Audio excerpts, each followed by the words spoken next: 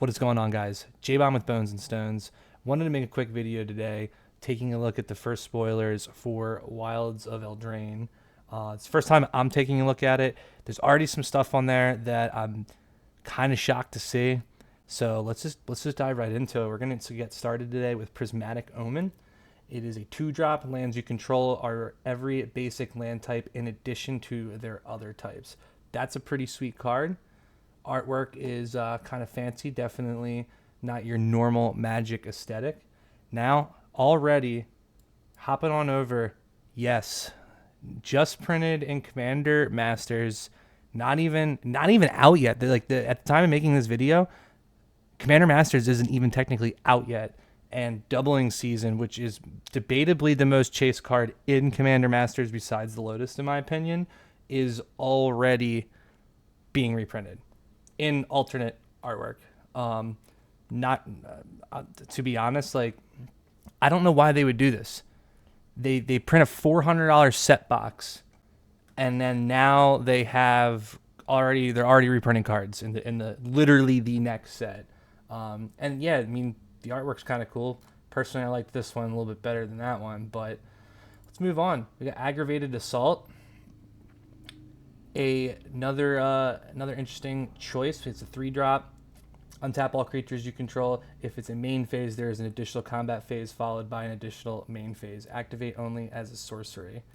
Artwork's actually, I do like the direction with the artwork they're doing. In the last couple sets, they've been doing what I would consider not the standard artwork, which is kind of cool. The Necropotence, 3-drop. Skip your draw step. Whenever you discard a card, exile that card from your graveyard.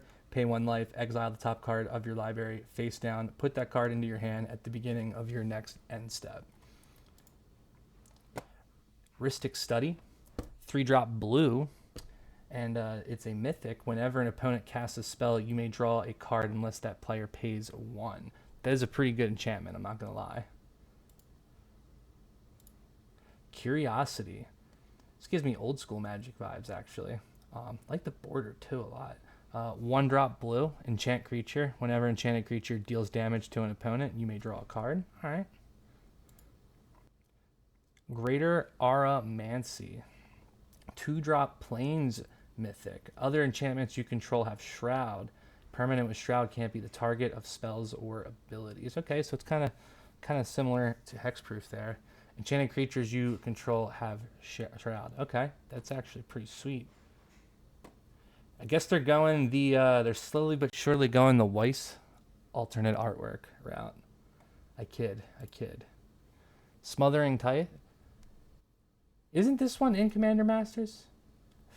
I feel like it is. Even if it's not. It was printed semi recently. 4-drop. Whenever an opponent draws a card, that player may pay 2 pitch. If the player doesn't, you create a treasure token. Man, they are really going with the Weiss artwork, you guys. What is going on? Moonshaker Cavalry. It's a 7-drop?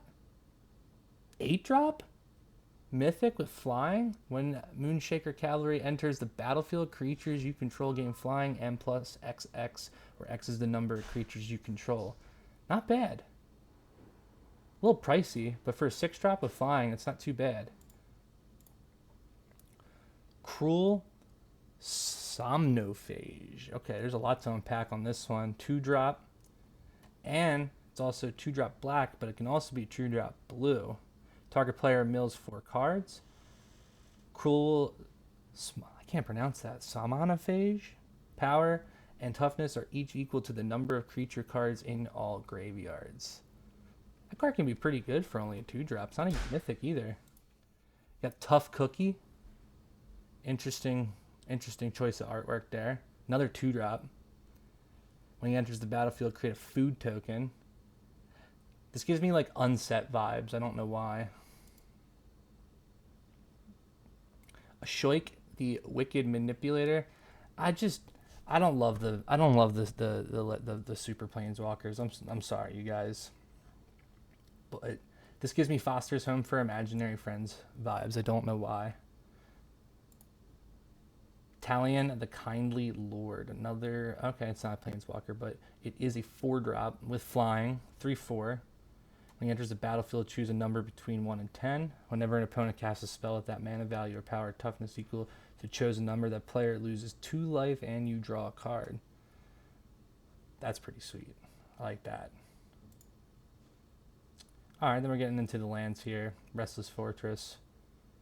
Enters the battlefield tapped. You can either add a plains or a swamp mana. Becomes a 1/4 white and black nightmare creature until the end of turn. It's still also a land. That's pretty sweet. Sleight of Hand. Look at the top 2 cards of your library. Put one of them into your hand and the other one on the bottom of your library. All right. Little blue control action there. River Song. Some Is It. Okay. You draw cards from the bottom of your library rather than the top. That's an interesting thing. Spoilers, whenever an opponent scries, surveils, or searches their library, put a +1/+1 counter on River Song. Then River Song deals damage to that player equal to its power. Okay. This artwork, what, like I'm going to say, like, that's ugly. Like, that doesn't fit. Death in Heaven. All right, we get into a Saga. Target player mills 2 cards and exiles their graveyard. Put all creature cards exiled with Death in Heaven onto the battlefield face down under your control. They're 2/2 Cyberman artifact creatures. What's a Cyberman here? It's a little spooky looking.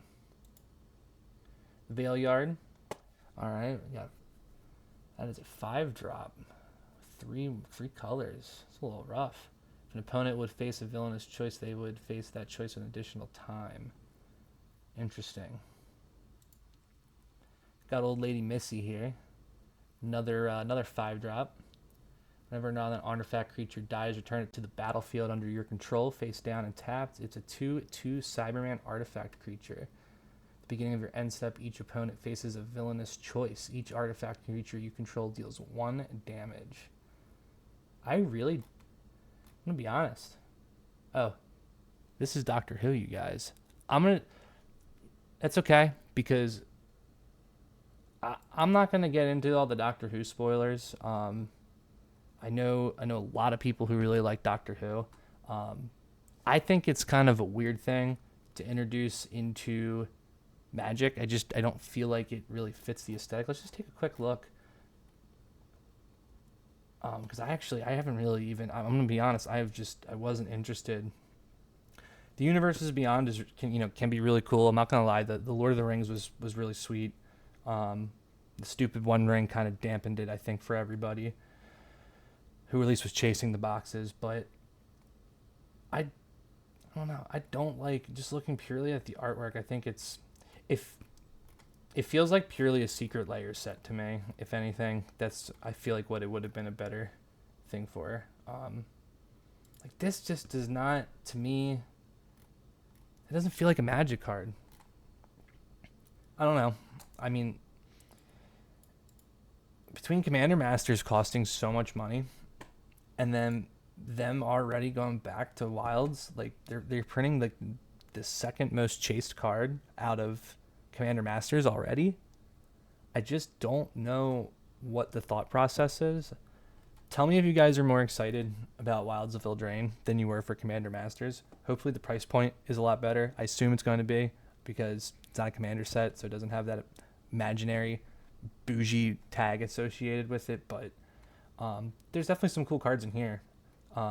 Just taking a quick look, I'm kind of more interested in this already, mostly because it's probably going to have a better price point. But yeah, tell me what you guys think about Wilds of Eldraine, and if you did buy any Commander Masters, what kind of Commander Masters products did you get? Did you just go with the precons? Were you buying singles? Or did you stone up and actually go in for a set box? So tune in later, guys.